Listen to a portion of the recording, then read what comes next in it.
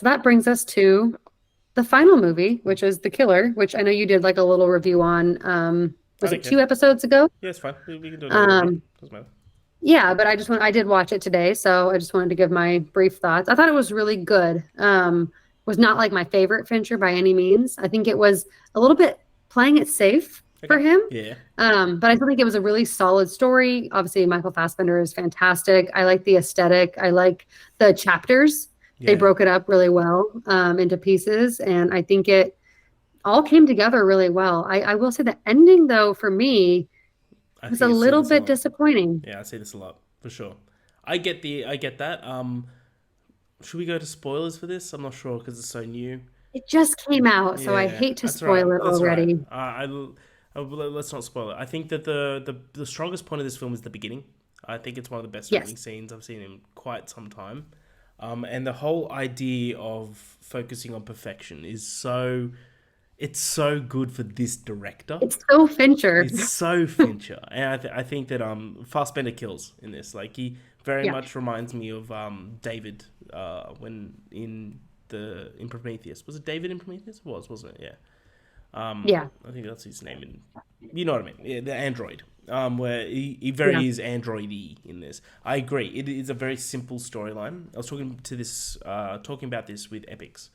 When he first saw it, they're like, I don't think that for me at least, that's not a down point because of the way that it's made. It's a simple storyline for sure, where it's just going from point A to point B again and again and just crossing off the list.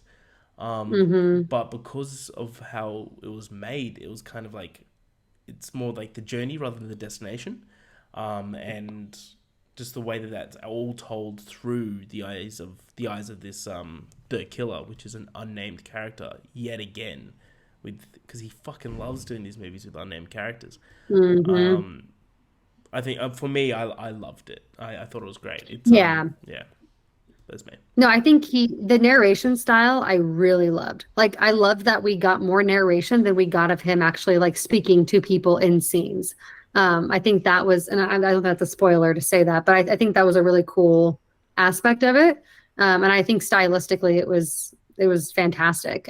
There was some things within the story that just felt a little bit flat for me. So I still really loved it. I'm not saying it's bad. I still gave it a 4 out of 5.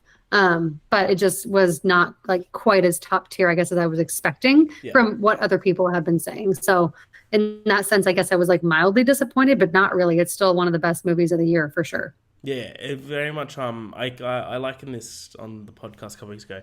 It's as if Fincher directs a Bourne movie, which I think is really, Hmm. really similar.